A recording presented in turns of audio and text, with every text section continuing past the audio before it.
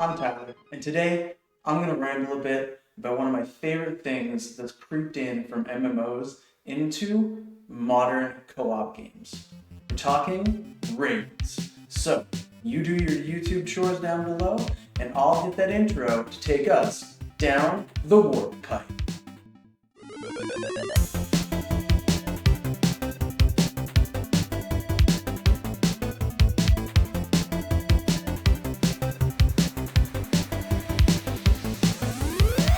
So if you're not familiar with them, raids are really kind of expert content built for really tightly honed groups of teams.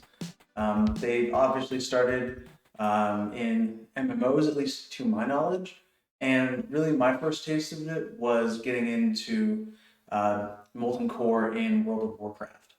But lately, a lot of that has started to become standard with games like Borderlands 3, Ghost of Tsushima, and The Division 2, at least, having raids in them as well. I haven't checked out the raids for Division 2 yet, but with Borderlands 3, I loved the first raid. Tried the second one last night for the first time. I know it's been out for a while, but got disconnected, and then my friends had a problem finding the midway boss, so we've got to do our research and kind of rerun that again maybe next weekend. But with Ghost of Tsushima, I just recently did the main raid, at least the chapter one of it, and crushed it with 4 people. So there's good and bad that come with these. If you can get to them, it's some of the best content designed in the game because it's built around the idea that everyone's already experienced it playing it. But the biggest thing that I love with Borderlands 3 raids specifically is that they're actually scalable. So they scale depending on whether it's one person doing it, 2, 3, all the way up to 4. Whereas with Ghost of Tsushima and The Division, they're designed for 4 and 8 players respectively. So I'm not a huge fan of having the raid be limited in that way because it kind of makes it harder if you don't have a lot of close friends or a group that play it regularly. Because most of these things don't allow for matchmaking. So I really appreciate the fact that Borderlands 3 has scaling to the raid. With that said, I completely understand why Ghost of Tsushima doesn't have scaling with its raid. It really wouldn't work the same with 3 people or even 2 people. You do need those 4 people. So it has its time and place, but it's just a little upsetting that it is really hard to get into that content if you don't have everyone geared up for it and it takes a pretty big commitment. Which kind of segues into why I actually only played Molten Core for a raid in World of Warcraft and didn't do anything after that because it required a lot of people. If I'm remembering correctly, I believe it was a 40-man raid originally. So that means you had 40 people playing all at the same time, coordinating, and this was before voice chat was really standard. So it's kind of one of those give and takes. It's a lot better with a smaller quantity of people now, with the 4-person raid that Ghost of Tsushima has and Borderlands does have. I like that Borderlands has the option to switch them on and off because for that game, it isn't that you have to do anything super coordinated like a Ghost of Tsushima. So with Ghost of Tsushima, you have to go in and then pick up different items, place them down, coordinate different colors and different.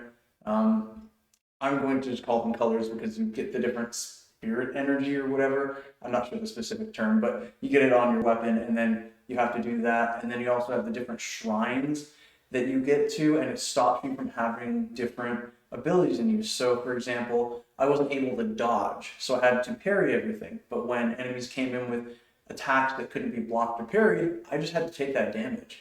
It was a really cool and frantic experience. I would love to do it again. But I mean, obviously, I want to move on to chapter 2 because me and my buddies unlocked all of that. So it's a lot of fun, but raids can be kind of limiting as not everyone gets to experience them. You have to make sure you have the appropriate level of gear. And in the case of something like World of Warcraft back in the day, you had to make sure you had a guild full of people ready to play. Because organizing 40 people to all be on at the same time and all play at the same time is really hard. even getting the 4 people for Ghost of Tsushima has proven difficult because if one person has to leave for any reason, it's also timed. So you can't just stop, go get a drink, come back, or in the case if you have kids, go and look after the kid and then come back, which has happened to us before. Not on my side, but on one of my friends. So it's definitely one of those hard to get into but rewarding kind of content that's available in games. And I just hope that more games going forward have this raid content, but maybe take the design philosophies from the raid content and put it into other components of their co-op games so that it's not as limited and everyone gets to experience it. Because if you haven't gotten to experience this content because maybe you don't have a bunch of friends that you play games with, or maybe you're the only person out of your group of friends that has an interest in a specific game, it can be really limiting. And for me, at least, I'm lucky to have a group of close friends that loves playing games and loves playing the same types of games as I do, or at least if they don't, they like just playing games with friends, so they're willing to jump on and do that, and we can kind of gear them up. And, use the fact that myself and one of my other buddies, Jason, he will kind of help gear everyone up because he's playing the most amount of games of everyone. And I'm kind of like the second tier, so to speak. But then, there's the third person, Pete, who's generally pretty good, but he has his own stuff and generally tends to stick to more single player games, which I want to play more of. But the raid content is just fantastic, and I'm glad that it's in everything now. So, I mean, I look forward to more of it coming out, and hopefully there's a lot more woven into the main gameplay of co-op games.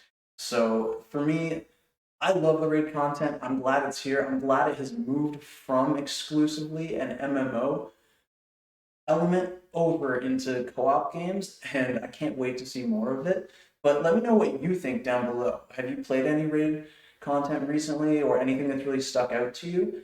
Are you unable to come up with the ability to play raid content due to like friend restrictions and things like that? And hopefully, maybe we can get the ball rolling and get more people to experience the awesome raid content that's available up there.